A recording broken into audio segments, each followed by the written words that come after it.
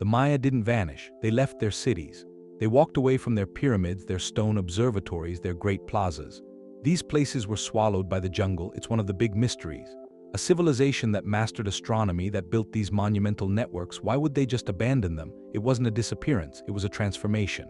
A difficult, radical change. We're looking at a web of causes: climate, decades of drought that starved cities, conflict, warfare between rival kings shattering that ancient world, and belief systems shifting under that pressure. It shows us something about resilience, about fragility, what it really means for a civilization to fall. You have to see how high they were to understand the fall. The classic Maya period, from around 250 to 900 Common Era, was a time of staggering accomplishment. A city like Tikal, its temples rising above the rainforest, wasn't an isolated ruin. It was a living capital. Its plazas would have been full of activity, artisans working jade, scribes recording royal decrees and celestial events in a complex hieroglyphic script, one of the few fully developed writing systems in the ancient Americas. Astronomers from high platforms tracked the cycles of Venus with incredible precision, their calendar so accurate it rivals our own. This wasn't a single empire. It was a dynamic network of powerful, independent kingdoms. Tikal. They were rivals, allies, sometimes enemies, connected by trade and marriage and competition. Their kings were seen as divine intermediaries, responsible for maintaining the cosmic order through ritual. To support these urban populations, they engineered the landscape. They built vast reservoirs to capture rainwater. They terraced hillsides for farming. They raised causeways connecting city centers. The scale of their ambition is etched in stone. This zenith of art and science and political complexity is what makes what happened next so puzzling. How does a society that reached these heights walk away from its greatest creations? The answer starts by recognizing the intricate and fragile world they built. The collapse didn't come all at once. It was a slow unraveling. Across the southern Maya lowlands, the whole system just started to lose its rhythm. It took more than 100 years for things to wind down. And the key to understanding it isn't some big event, it's a silence carved in stone. The Maya kept meticulous records. They'd put up these stone monuments stele to mark the end of calendar cycles, to record what their kings had done, and each one was dated with their long count calendar. So when a city stops carving these monuments, that means something. Archaeologists call it the terminal date, the last known entry from a site's rulers. At Tikal, the last dated stela went up in 869. At the final royal inscription is from 799. These dates aren't random. They cluster in the 8th and 9th centuries. It's a picture of a creeping silence moving from city to city. But then there's this crucial detail. This silence wasn't universal. While the great centers in the southern rainforest, Tikal, they fell quiet, other regions were hitting their peak. Up in the northern, cities like and were flourishing. They were carving their own monuments decades after the South had collapsed. That regional variation is the first big clue. It means we're not looking for one catastrophe that hit everyone. We're looking for a specific set of pressures, something that crippled one highly developed region, while other areas with different environments, maybe different social structures, they found ways to adapt. They even thrived. So the mystery gets more focused. What was happening in the southern lowlands that didn't happen, or happened differently in the north? There's that quiet spreading in the south. And it lines up with another record. Not one carved in stone, but something else. Something in the mud, in the minerals. Think of a deep lake down in the Maya lowlands. Its bottom is like an archive. Layers and layers. Paleoclimatologists go in. They pull up these long cores of sediment and they look at what's inside. The pollen, the chemistry of each layer. Or in caves, they look at stalagmites. Those stone pillars growing up from the floor, they have rings like a tree, and those rings hold a chemical record, a record of rainfall over centuries. What comes out of these archives is startling. It shows a pattern: severe reductions in rain, intense dry periods, and these periods line up, almost perfectly, with the timeline of the collapse, and his team have pointed this out. These weren't just bad years, they were what we'd call now periods of extreme aridity. They could last for decades. One major drought in the 9th century. The evidence suggests it may have been the worst one, the most severe the region had seen in 2,000 years. The Maya were brilliant with water. They built huge reservoir systems, intricate canals. They managed the landscape with precision, but their whole society sat on a delicate balance. Their agriculture fed millions, and it depended on predictable rains, seasonal rains. A drought lasting several years was a crisis. A lasting decades was a catastrophe. The reservoirs would evaporate, leaving behind cracked, sun-baked beds. Springs would run dry, the maize crops, the foundation of everything literally and culturally. They would fail, season after season. This wasn't just a bad harvest, it was a breakdown, a fundamental breakdown of the ecological contract. That environmental pressure created a stress, a relentless, grinding stress. It pushed a complex society to its breaking point, where all the intricate systems, the food, the water, the authority, began to fracture. Under the weight of an unrelenting sun, you can feel that stress turning inward. A society under that kind of pressure, it doesn't just wait, it fights. And the stones, they start telling a different story. If you look at the monuments from that late period, the tone shifts. The glyphs, they're less about cosmic cycles, they're more about conquest. They boast about victories. They record the capture of rival kings. The language becomes one of conflict, escalating conflict. This wasn't just ritual combat, it was warfare with a new intensity, a kind of desperation. Experts like Martin, they've pieced together narratives of what they call the Star Wars, a prolonged, bitter rivalry between the two superpowers, Tikal and they formed these vast, shifting networks of alliances, pulling other cities into their fights. It was a political landscape defined by constant competition, draining competition. And then you get to the crucial link. When the rains failed and the crops withered, what was left to fight over? The competition for dwindling resources, for the last productive fields, for control of the remaining water, for stores of food that would have become existential. Warfare shifted. It went from a tool of royal prestige to a brutal struggle for survival. And this endemic violence, it had a cascading effect. Trade routes, those lifelines carrying obsidian for tools, salt for preservation, jade for ceremony, they became dangerous, then impassable.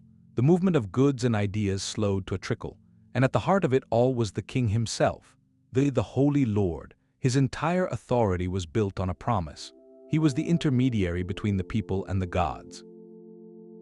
He was responsible for bringing the rains, for ensuring abundance, for maintaining cosmic order. But what happens when the rains do not come, despite the rituals? When the wars are lost, despite the sacrifices, the faith in that divine contract, it begins to erode. The political system, so brilliant in its complexity, it became a cage. It was too rigid, too invested in the old ways, the royal pageantry, the dynastic rivalry, to adapt to the new, harsh reality. The response to crisis was more of the same, more warfare, more demands on a struggling populace, and that only accelerated the collapse of social cohesion. People didn't just lose their harvest, they lost their faith in the very idea that kept the city together. And when that happens, the reasons to stay within the grand plazas under the watch of failing kings, they begin to vanish. A marketplace is a city's heartbeat. In the classic Maya world, that heartbeat ran on trade. Obsidian came from the highlands, volcanic glass, the sharpest material they had, essential for tools, for ritual blades. Salt came from the coast, a necessity, for preserving food, for sustaining life. And jade came from distant quarries, the sacred stone of kings. It meant life, it meant authority. This network moved goods, it moved ideas, styles, news. It connected Tikal inland to the Caribbean coast. It linked to sources hundreds of miles away. A Maya city wasn't self-sufficient. Its economy was interdependent, deeply, intrinsically interdependent, and that was its greatest strength, until it became its fatal weakness. When the threads of that web begin to snap, prolonged drought created environmental stress, travel got harder. The surplus any city could send out, it shrank, but the true severing was warfare. As conflict became endemic, those long trade routes became impossible to police. A merchant caravan was now a target. Ports, trading outposts, they would have been the first places seized or destroyed. The flow of obsidian, of salt, of grinding stones, it would have slowed to a trickle, and then stopped. A city might have grain in its stores, but without salt to preserve it, without new tools to harvest the next crop, its situation stayed desperate. This external collapse had an internal mirror, rooted in the land itself. To feed their urban centers, the Maya practiced intensive agriculture, raised fields in wetlands, terraced hillsides, but the main driver was maize. To grow enough, they cleared vast tracts of forest. This deforestation, studies suggest it may have had a profound local effect. It could have reduced moisture in the air, making droughts even more severe. It certainly led to soil exhaustion, to erosion. The land, pushed for generations, was losing its ability to rebound. So the trap tightens. The fields produce less drought-tired soil. The trade routes that could bring emergency food are cut by warfare. The elite, their power tied to controlling prestige goods, find their authority crumbling as those goods vanish. The economic foundation, local subsistence and long-distance connections cracking apart at the same time. When you cannot feed your family and you cannot obtain the basic tools to try, the calculus of survival changes. The grand city, with all its spiritual and political pull, becomes a liability. Staying meant hunger, danger. Leaving for the countryside, for a smaller settlement, for a different region that began to look like the only rational choice. A king is up on a pyramid. He's wearing jade and quetzal feathers, performing a sacred rite. He's not just a ruler, he's a holy lord. He's the hinge between the human world and the divine. His rituals made sure the sun would rise. They made the rains fall. They held the cosmic order together. The people's faith in that system was the foundation of the city. It's why they built the pyramids, why they offered their labor, why they followed his commands. But then you have to ask, what happens when the cosmos breaks its promises? The scholar put it well. For the Maya, royal ritual wasn't symbolic, it was functional, it made things happen. So when droughts lasted for years, even after the king's most elaborate ceremonies, when armies burned the fields despite the most costly sacrifices, that's when a question starts to form. Had the king lost his divine favor, or was the whole covenant between the people and the gods broken? Think about a solar eclipse. The calendar keepers were usually brilliant at predicting them, but in a time of chaos, what if the timing was off? What if the priests seemed uncertain? In that moment of unnatural darkness, doubt becomes something physical. The Holy Lord's fundamental job was to maintain balance. If the world was visibly out of balance, parched, violent, hungry, then his spiritual authority just drained away, like the water in the reservoirs. This was a crisis of legitimacy deeper than politics. It was a crack in reality itself. The ideology that glued society together, the belief that the king's actions kept the universe running, that was dissolving. If the prayers and offerings no longer worked, why stay? Why support the burden of the royal court, the temple constructions, the elite class? The decision to leave the city may not have been just an economic calculation. It could have been a spiritual migration, a search for a new way to connect with the gods, maybe in smaller communities, where different rituals or different leaders promised a restored harmony. People didn't necessarily stop believing in the Maya cosmos. They may have just stopped believing that the holy lords in their grand cities were the ones who could sustain it. When the intermediary fails, you seek a new path to the divine, so they walked away from the stone representations of a broken covenant, and they carried their beliefs with them into the forest. A single thread breaks, you can fix it, but if every strand in the rope is fraying at the same time, the whole thing just comes apart. That's the idea now with the Maya cities. It wasn't one thing, it was a cascade. You can picture their civilization as this incredibly complex machine.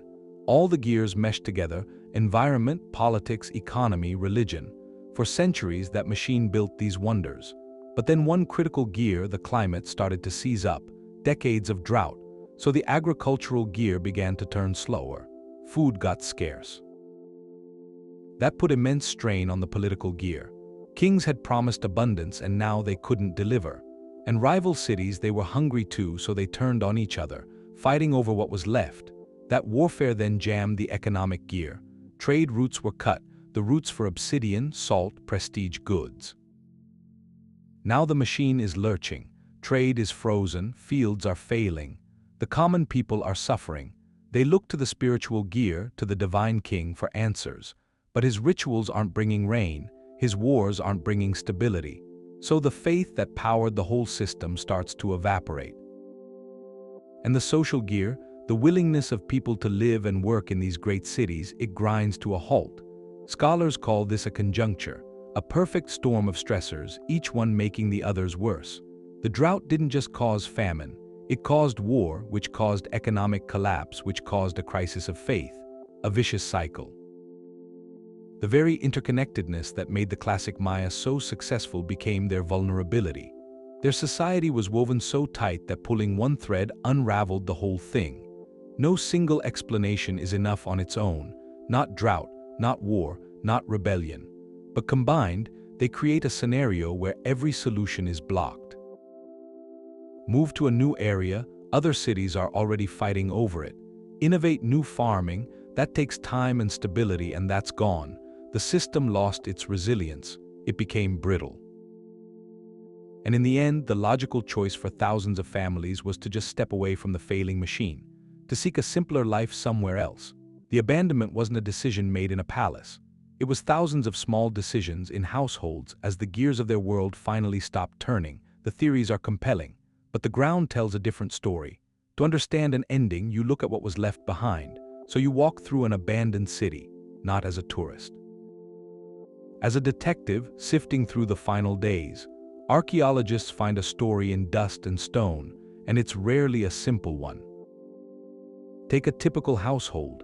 You might find cooking pots still by the hearth, as if the family just stepped out. Valuable items, jade beads, polished obsidian mirrors, are sometimes left in place. That argues against a panicked flight. If invaders had stormed the city, you'd expect those prized possessions to be looted, not forgotten. Then there's the public architecture. At some sites, grand construction projects simply halted, a staircase leading nowhere, a palace wing with its final stones never set. That suggests a gradual winding down, a point where the collective will or the resources to build just evaporated. But it's not all quiet departure. There's another layer, a spiritual one. At many temple pyramids, archaeologists find evidence of termination rituals. Sacred statues were deliberately defaced or broken. Doorways were sealed with rubble. It seems as people left, they performed final ceremonies to deactivate these powerful places, to lay the holy architecture to rest. This isn't vandalism. It's a respectful closing, a cultural acknowledgement that an era was over. And after the main population left, the cities weren't always completely empty. In the centuries that followed, small groups returned, or perhaps never fully left. We find signs of squatter occupation. A family might move into the vaulted room of an abandoned palace, building a simple hearth on the polished floor. They weren't maintaining the city. They were just using its sturdy bones for shelter. That tells us the abandonment wasn't a clean, final cut. It was a long fading. Most telling of all is what we don't find. There are no mass burial sites from this period, no clear evidence of a single, catastrophic event that wiped out entire urban populations. The physical record, in its quiet way, rules out the more dramatic Hollywood-style endings. So what emerges from the dirt? A nuanced process, a drawn-out one. It paints a picture of a society under immense strain. People held on until a tipping point was reached. Then family by family, neighborhood by neighborhood, they made the difficult choice to leave. They closed the doors on their temples, took what they could carry, and walked away from the grand stone plazas. Allowing the jungle to slowly, patiently reclaim its own, the stones can still speak. If you clean them carefully with a brush, the limestone comes clear. And the glyphs there, carved so deep they're not just design. Their history, the first draft, written by the Maya themselves, by their elite. It's the most direct line we have to that world. And in the last inscriptions from the cities that were falling apart, you hear a story. It's fascinating, it's frustrating, and it's deeply, deeply biased. A lot of the final messages sound normal, expected. They note the usual events. A king taking the throne, a ritual played for an ancestor, a new temple being dedicated. It's like the scribes were holding onto the official story, the narrative of power, of cosmic order, right to the end. The show must go on even as the theater empties out. But then you have the silences, and those are just as loud. Take a magnificent city. There the carving of royal monuments stops for more than 50 years. Scholars call it a hiatus, a gap in the record that just screams. When a Maya king is strong, he builds, he inscribes, it's the duty. So when the chisels go quiet for a generation, something has broken. The resources are gone, or the artisans, or the authority to command the work. Other inscriptions aren't so quiet. They talk about conflict directly. Like Martin, they've pieced together narratives of what he calls Star Wars, not the movie, a specific kind of warfare aimed at capturing rival kings, at defeating them ritually. The glyphs boast about these victories. They name the conquered cities, the rulers who were humiliated. In the last century of the classic period, these accounts, they become more frequent. The political landscape, according to the winners, was one of escalating fear and ambition, a deadly game playing out across the lowlands. You have to listen to these voices critically. This isn't the nightly news, it's propaganda, commissioned by kings to glorify their line, to justify their power, to intimidate enemies. The glyphs tell us what the palace wanted written down. They talk about dynastic triumphs, celestial favor. They don't tell us about the farmer watching his maize wither in a drought. They don't record the price of salt when trade routes were cut. They're silent on the despair of a mother with a hungry child. That's the great gap. We have the history of the 1%, the lived experience of the 99%, it's lost, inferred only through archaeology, through what's left in the ground. So the glyphs are an incredible gift, but they're also a filter. They show us the collapse through the eyes of the people who might have been most responsible for it or the most baffled by it. As the world crumbled around them, the story of silence isn't the whole story. Because while the southern cities were going quiet, something else was happening up north. On that flat limestone plain of the places they weren't just getting by. They were building, they were thriving, and that's the northern paradox. It breaks the idea of one single collapse. It makes you ask a different question. Not why the Maya ended, but why this version of it ended in the south while another kept going in the north. Geography helped.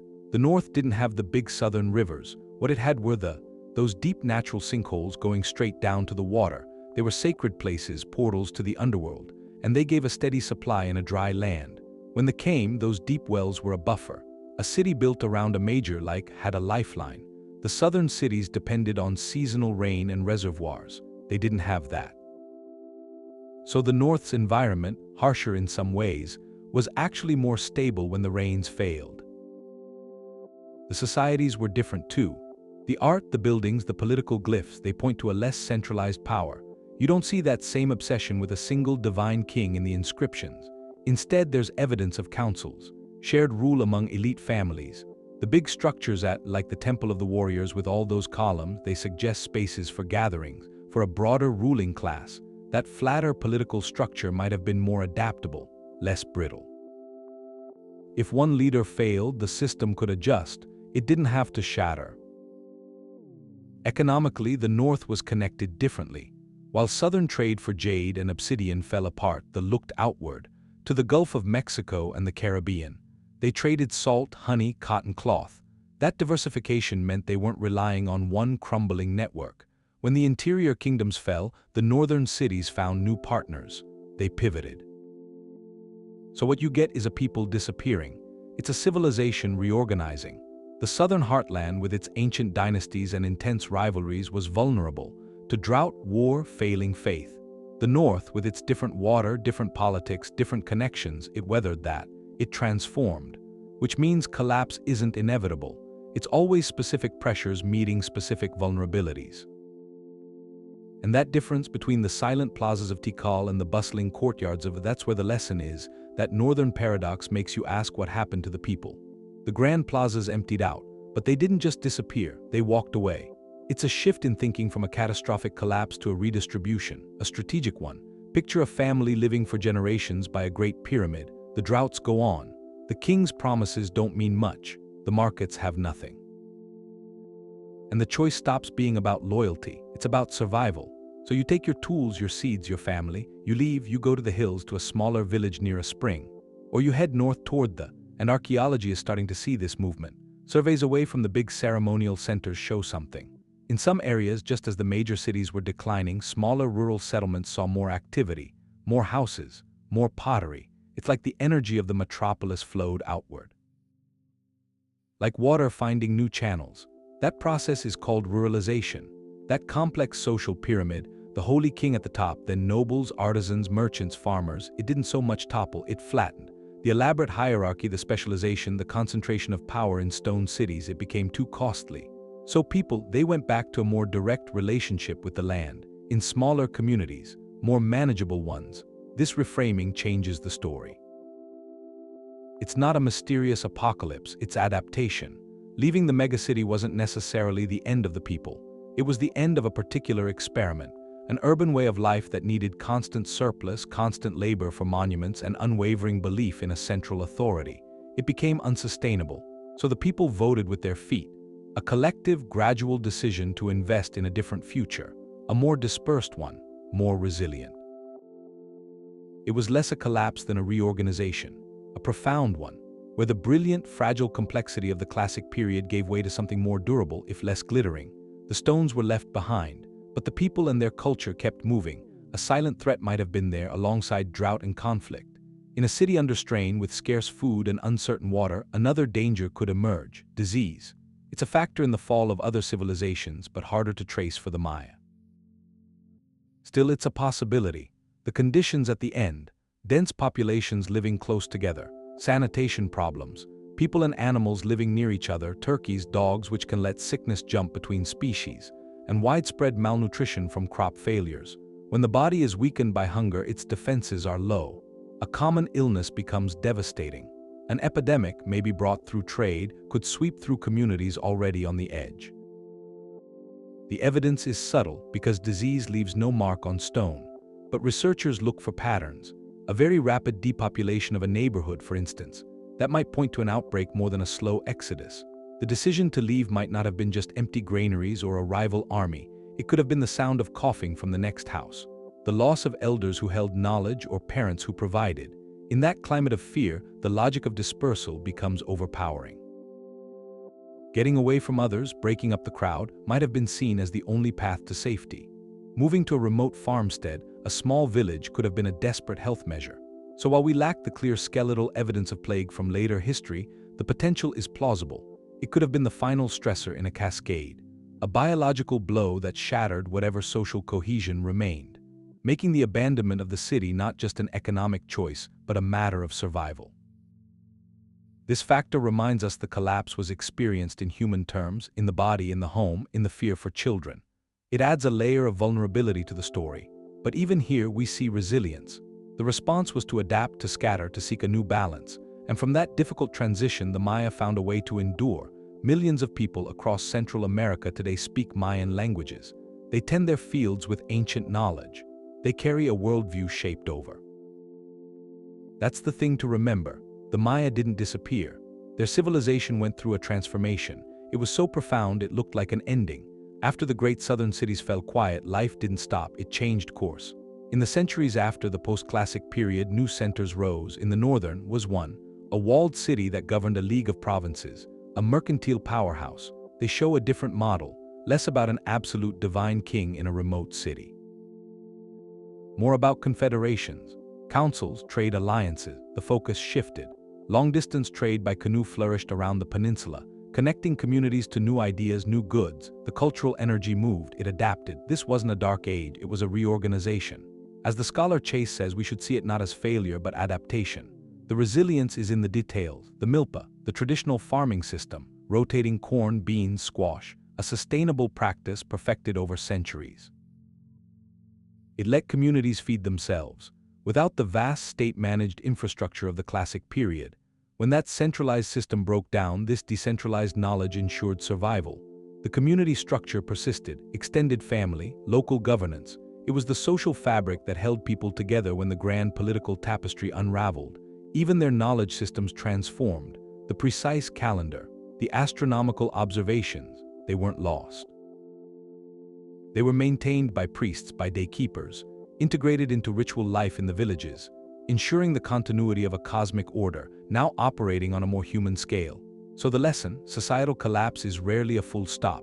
It's more often a brutal edit, a difficult one, a shedding of what's no longer sustainable. The immense urban populations, the intense demands on the environment, the rigid political hierarchies, shed so the core of the culture can continue. The Maya made a strategic retreat.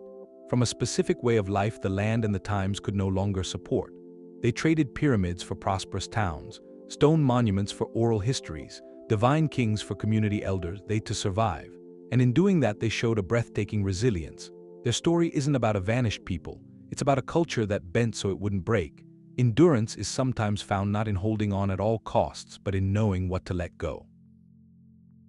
That ancient story of resilience and transformation, it has this startling urgency now. You look at a map of today's global challenges, and you can see faint outlines of that same Maya landscape. Major cities, Cape Town, Chennai, they've faced the terrifying prospect of the taps running dry.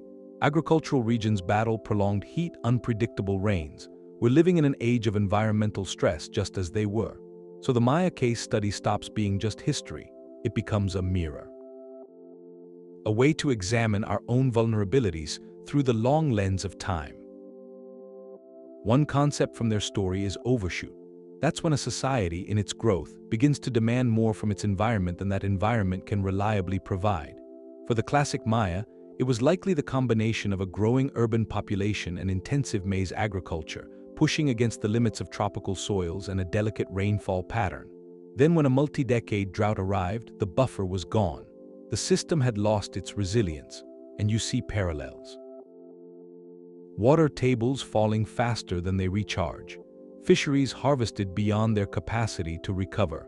The lesson isn't that growth is bad, but that understanding our environmental limits is essential for survival. Another warning from the past is political rigidity. The Maya divine kings were locked into a specific role. They were ritual performers, war leaders, cosmic intermediaries. When the rains failed despite their ceremonies, when wars brought ruin instead of glory, that entire institution lost its legitimacy. The system couldn't pivot. It couldn't innovate a new form of leadership or a new economic policy quickly enough.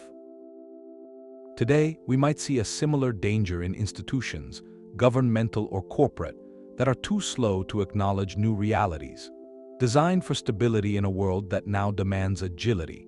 When a crisis is slow-moving, like a changing climate, the greatest risk can be a failure of imagination at the very top.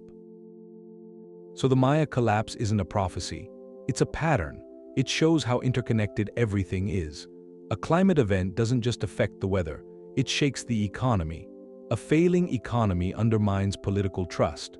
A loss of political trust makes collective action nearly impossible. That's the feedback loop that can unravel a civilization. The hopeful part is we can see it. We have their story. We have the science they lacked. We can measure our rainfall, model our climate, monitor our resources in real time. The question they leave us with isn't will we collapse, but will we learn? Will we build systems that are flexible, that distribute risk, that listen to the land? Their silent cities stand as a monument to a truth. A society's greatest strength isn't its height, but its ability to bend. Before we get to the human story, there's a lot of misinformation to sort through. For a long time, the Maya have attracted these sensational theories, simple, dramatic answers. The most famous one is the ancient astronaut idea, that maybe extraterrestrials helped build the cities, or that the Maya themselves left for the stars. It's a good science fiction story, but it ignores all the archaeological evidence. That evidence shows a society that developed slowly, over centuries, on a human scale. Their achievements were incredible, but they came from human ingenuity, from observation and from immense labor, not from otherworldly technology. Then there's the search for a single catastrophe, a silver bullet. Some said it was a massive earthquake, that it leveled everything at once. But the ruins don't show that. You see gradual decay, you see structures that were modified later. The stones fell over time. They aren't lying in a pattern that suggests one violent seismic event. Or the idea of a volcanic winter. That ash covered the region and blocked out the sun. There's little support for that. In the Maya lowlands from that period, there are no widespread layers of volcanic ash. A distant eruption might have affected the climate somewhat, but it doesn't line up with the climate records. Those records show a precise, prolonged drought. Another myth is an invasion, that a foreign, more powerful people came and destroyed the cities. But the archaeology of a conquest isn't there. There's no sudden appearance of a new style of pottery or new weapons or new architecture across the southern cities. No evidence of a new population group. The changes were internal. The warfare escalated, but it was between Maya kingdoms. It wasn't against an outside foe. This was civil conflict, not a foreign overthrow. But the biggest myth to break is that the Maya vanished. That idea isn't just wrong, it's disrespectful. Millions of Maya people are alive today in Mexico, Guatemala, Belize, Honduras. They are the direct descendants of the builders of Tikal, and they speak Mayan languages. They practice forms of traditional agriculture. They hold cultural knowledge that goes back thousands of years. The classic period civilization transformed. It went through a huge political and demographic shift. But the people never disappeared. That cultural vitality is the strongest rebuttal to any theory of total annihilation. So why do these myths last? Often they fill gaps in our knowledge with spectacle. A complex, multi-generational story, environmental strain, social change that's harder to grasp. A tale of cosmic intervention or one big disaster is easier. But these myths take away the Maya's real legacy. They turn a profound human drama, adaptation, resilience, difficult choices, into a passive victim story, or a puzzle for aliens to solve. Setting the record straight isn't just about facts. It's about making space for a richer history. It lets us see the Maya not as a mysterious, lost people, but as ingenious builders. Builders who faced incredible challenges, whose descendants are still carrying the story forward. That reality is more compelling than any fiction. A laser pulse gets fired from an airplane. It goes right through the rainforest canopy. Leaves and branches don't stop it. It travels all the way to the ground and bounces back to a sensor. That sensor records the precise shape of the earth below. That's LiDAR. It acts like an X-ray for the landscape. And in recent years, it's completely changed Maya archaeology. What used to take a lifetime of dangerous ground survey can now be done in a few flights. The results are breathtaking. LiDAR strips the jungle away. It reveals the true scope of Maya civilization. It shows us the great cities like Tikal weren't isolated islands. They were the dense urban cores of a vast interconnected network. The scans show thousands of new structures. Homes, terraces, roadways, defensive walls, all sprawling across the countryside. This forces a dramatic revision. The population of the classic Maya lowlands was likely 2, maybe 3 times larger than we ever thought. They modified their environment on an epic scale. Intricate wetland farming, hillside terracing to feed everyone. And suddenly, the scale of the collapse becomes even more staggering. It wasn't just a few royal courts emptying out. It was a vast, densely populated region undergoing a profound transformation. But the technology doesn't stop with mapping. To understand the lives of the people, scientists turn to chemistry. The chemistry of bones and teeth. Isotopic analysis studies the minerals preserved in ancient remains. The elements you consume in food and water leave a distinctive signature in your body. By analyzing these signatures, researchers can reconstruct a person's diet. Were they eating mostly maize, or did they have access to a more varied, maybe more elite menu? They can even trace movement. The water you drink as a child leaves a mark specific to that geographic area. So if someone's teeth show one signature, but their bones show another, it means they migrated during their lifetime. This lets us see patterns of movement, before and during the collapse. Were people fleeing stressed areas for more stable ones? The silent evidence in burial sites is now beginning to speak. It tells personal stories of change and adaptation. To understand the world those people lived in, we look to the mud at the bottom of lakes. Paleoclimatologists extract long cores of sediment, layer by layer. It's like reading a history book written in dirt. Within these layers are ancient pollen grains, tiny fossils of plants that reveal what was growing nearby. A shift from maize pollen to pine pollen can signal the abandonment of farmland, the regrowth of forest. They also study stalagmites in caves. They grow slowly over centuries, trapping isotopes of oxygen that record rainfall patterns with incredible precision. This is how we know about the. As archaeologist Francisco Belli has noted, these tools let us move beyond speculation. We can now place the dramatic events of Maya history within a precisely dated climate framework. We can see how periods of intense dryness align with evidence of social turmoil. The real power is in combining all these methods. LiDAR shows us the immense human footprint. Isotopes tell us about the people's health and movements. Sediment cores give us the climate context. Together, they let us model the Maya world as a complete interacting system. We can ask new questions. How did a drought in one region affect trade and politics in another? How did population pressure push agriculture into more fragile lands? This systemic view is crucial.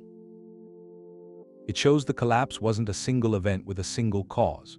It was the failure of a complex web of relationships between people and their environment, between farmers and kings, between cities and their hinterlands.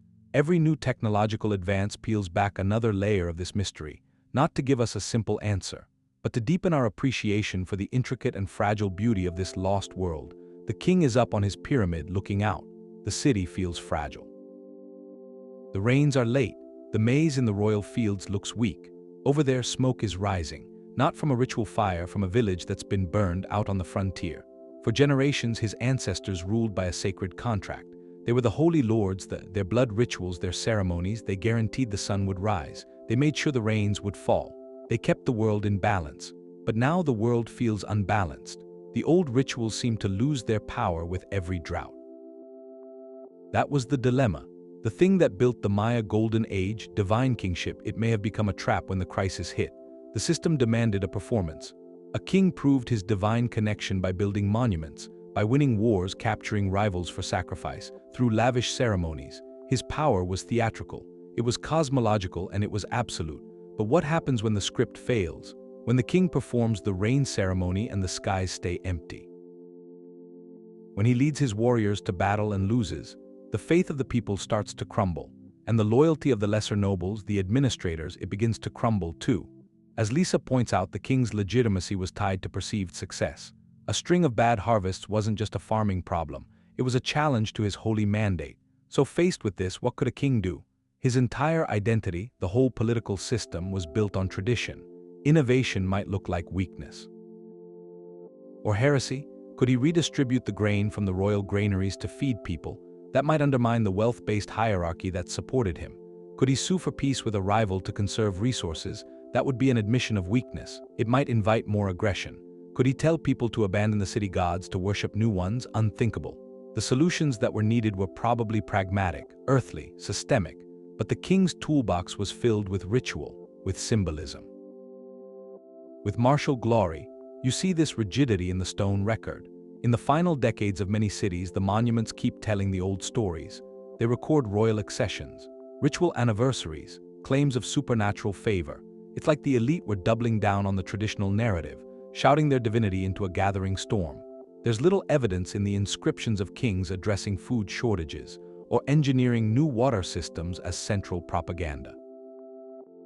Their role was to intercede with the gods, not to become agronomists, and that created a dangerous gap. The systemic problems, the failing farms, the broken trade routes, they required management, but the leadership was focused on maintaining a cosmological order that was visibly falling apart. This doesn't mean the kings were foolish. They were prisoners of the system they embodied. Imagine the pressure, the whispers in the court, the reports of unrest from distant districts.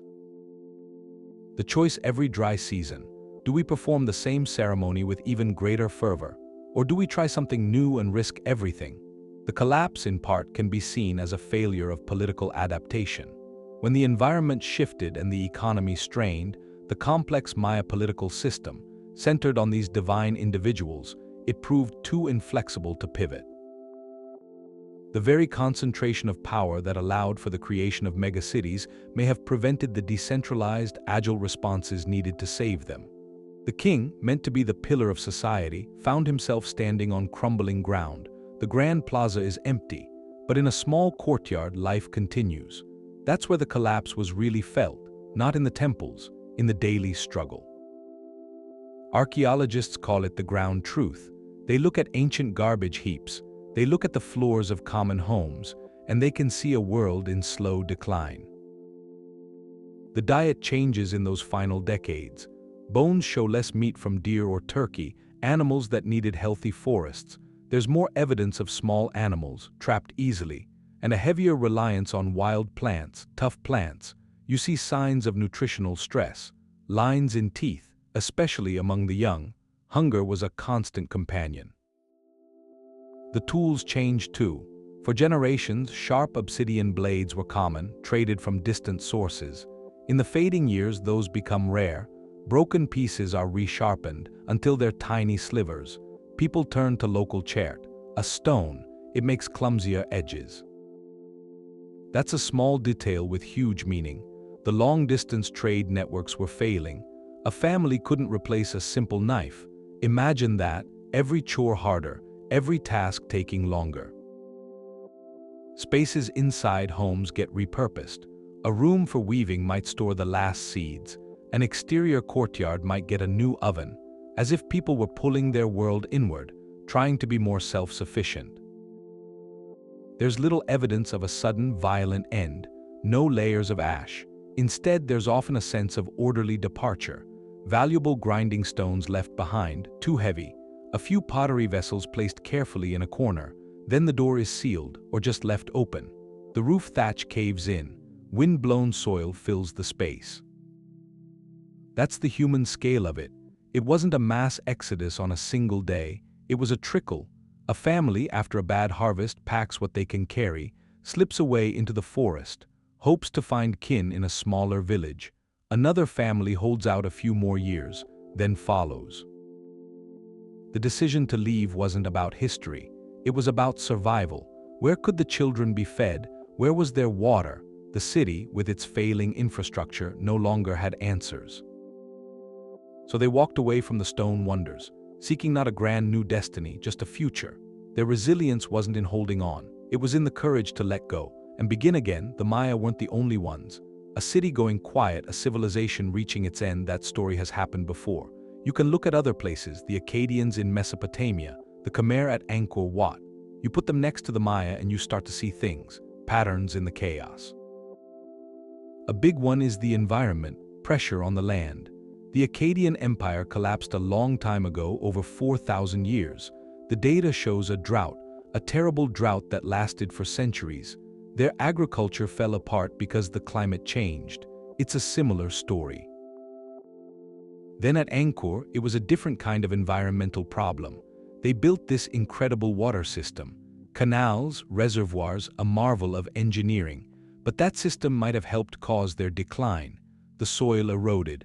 Sediment built up. It disrupted the very water network that was supposed to sustain them. Another theme is overextension. These were complex places. Dense populations, huge building projects, an elite class making big demands.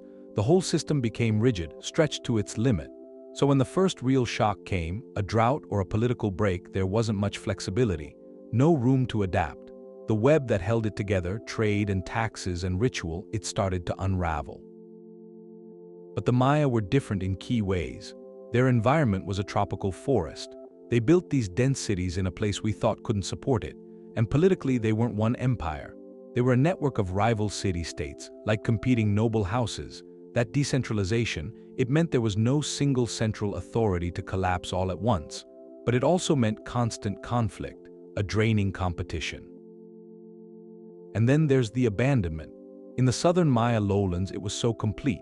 People stayed in the region, but the heart of those cities, the civic centers, the ceremonial spaces, they went silent for centuries. Angkor was never fully deserted.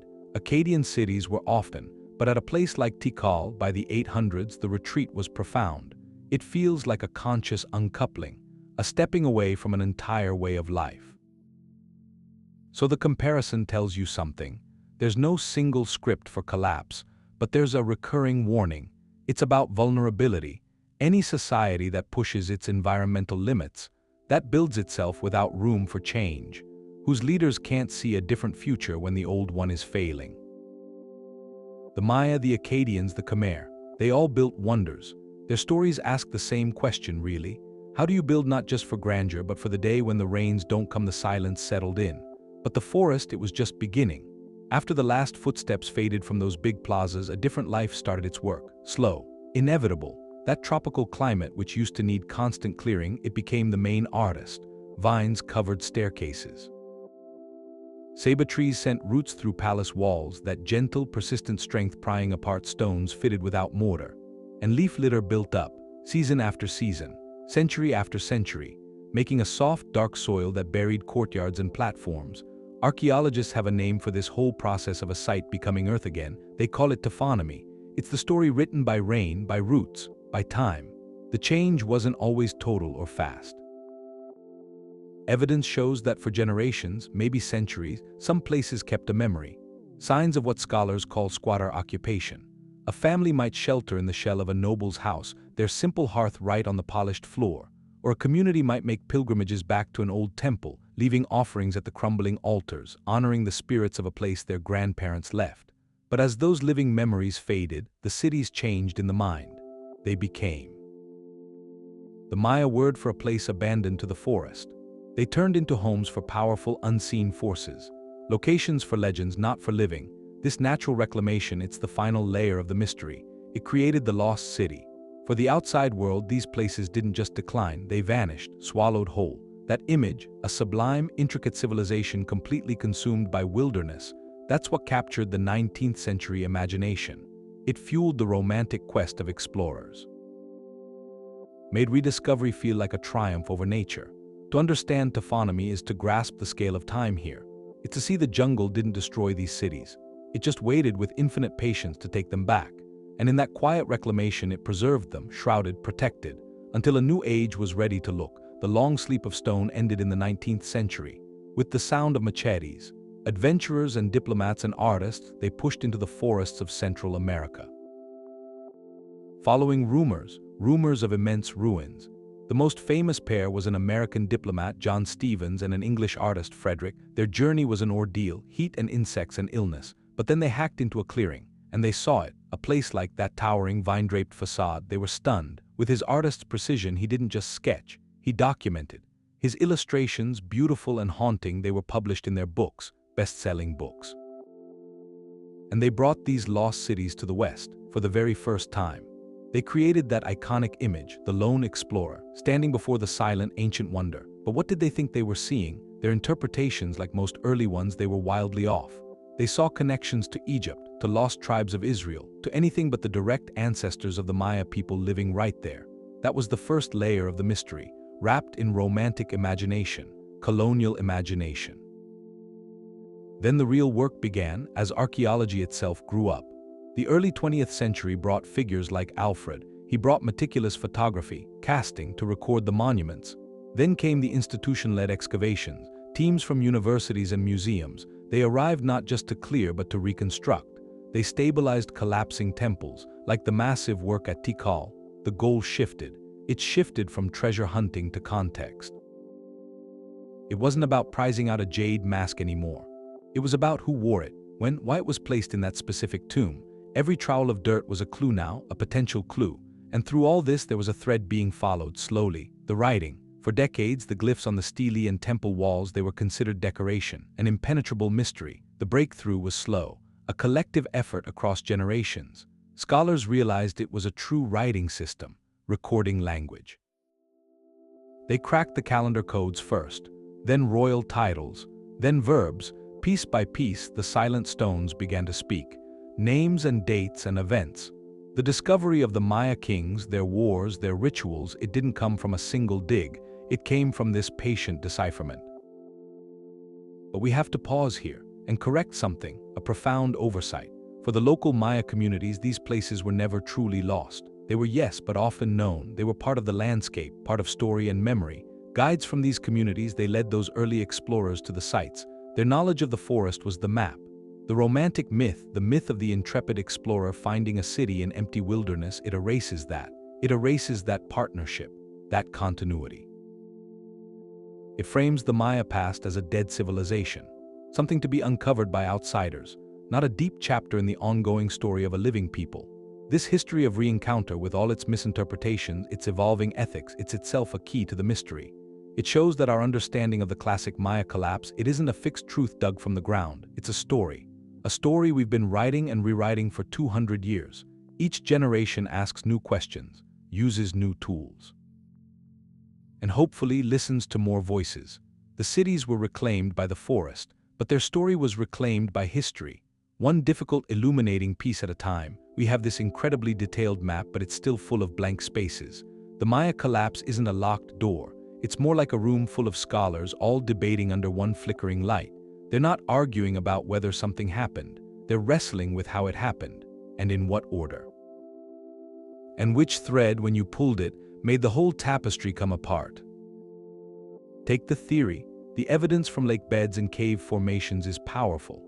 It shows these periods of profound dryness. But the debate is about what that means. Was the drought the knockout punch, or was it more like a body blow hitting a society that was already off balance?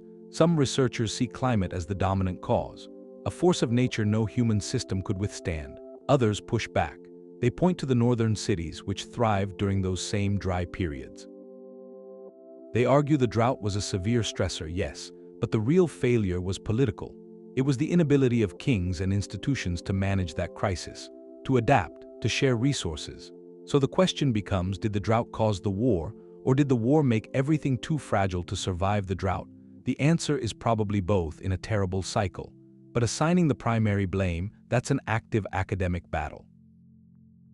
Then there's the model of collapse itself. Is it best understood as a system's collapse?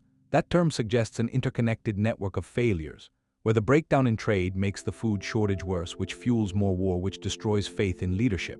This view sees the civilization as a complex machine, and when too many gears jam at once, the whole thing seizes up. An alternative view prefers the term. It emphasizes a pileup of separate problems. Drought plus soil exhaustion, plus disease, plus warfare, each one adding weight until the structure buckles. The difference is subtle but meaningful. It shapes how we look for solutions in our own world. Do we reinforce individual parts, or do we redesign the entire system for resilience? And the people themselves. The movement of populations is a huge open question. We see the grand plazas empty, but where did everyone go? Current evidence suggests a gradual dispersal, a movement to the north, to the coast, to smaller rural settlements. But the timing and the scale of this migration is unclear. Was there a sudden final crisis that triggered a mass exodus, or was it a slow trickle over generations as city life just lost its appeal and its safety? Each new LiDAR survey that finds thousands of unknown farmsteads actually deepens this puzzle. It suggests the landscape was more densely populated than we ever thought. So the collapse of the cities might not be a disappearance of people, but a dramatic reorganization of where and how they lived. Untangling that story requires more than maps. It requires analyzing the chemistry of ancient bones to trace where individuals grew up versus where they were buried. This is the thrilling part. The case isn't closed. Every few years, a new technology or a fresh look at old data forces a rewrite. A deeper analysis of pollen samples might refine the drought timeline. Genetic studies of ancient remains could reveal patterns of disease or population movement we can only guess at today.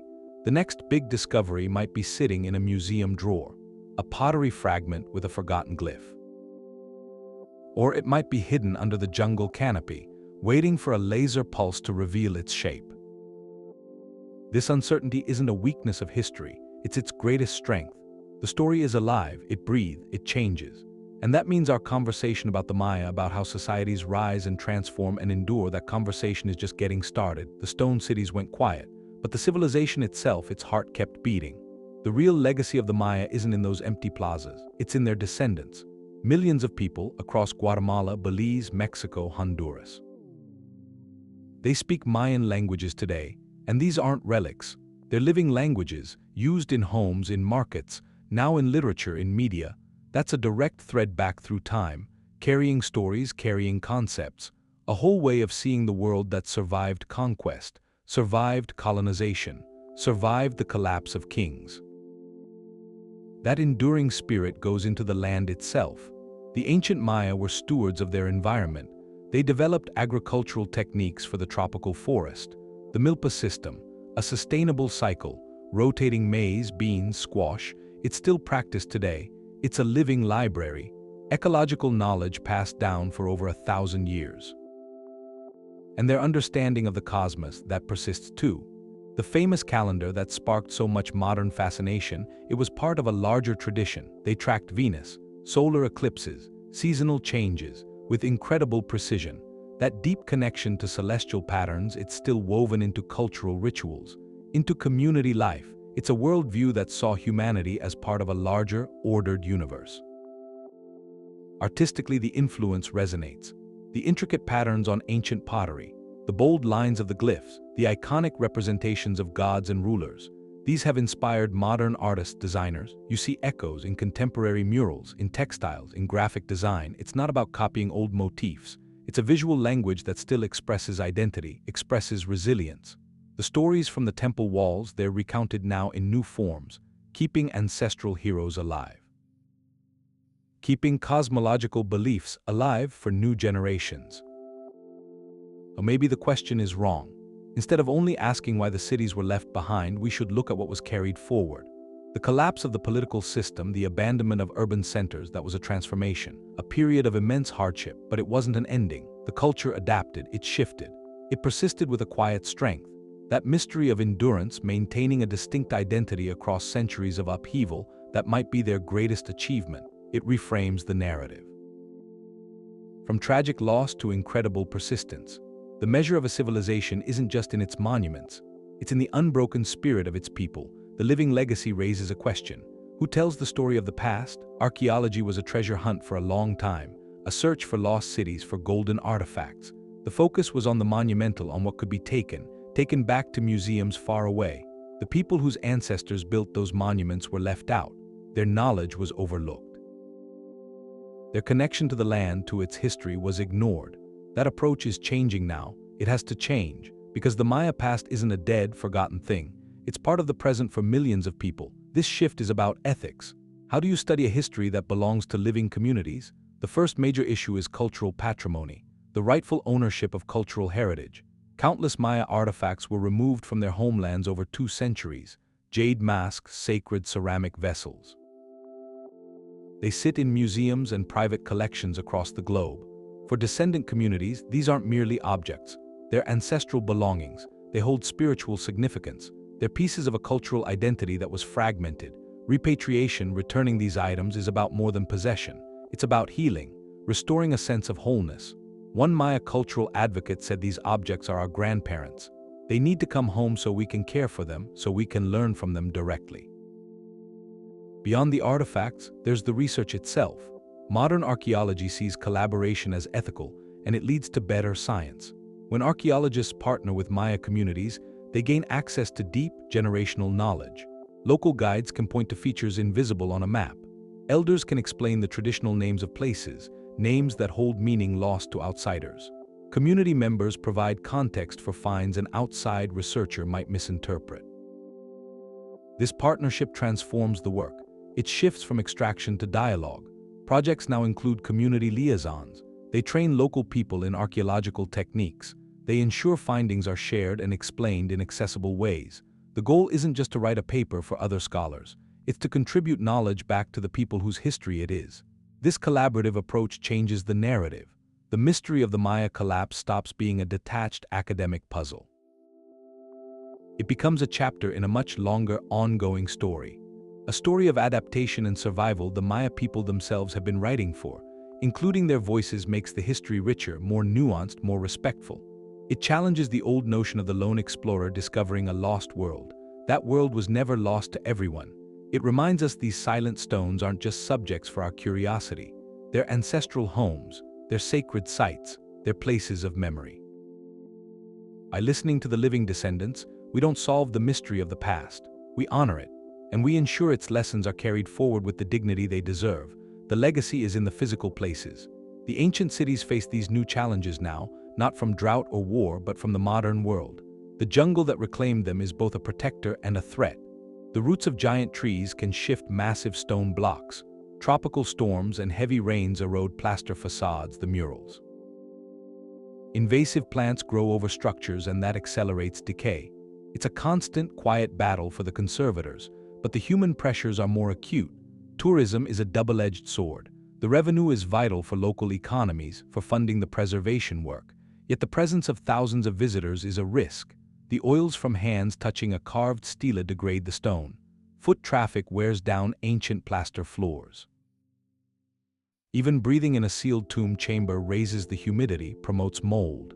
Managing access is a constant calculation. Pathways have to be built to guide crowds without damage. Some areas, like the murals have strict limits on how many can enter each day.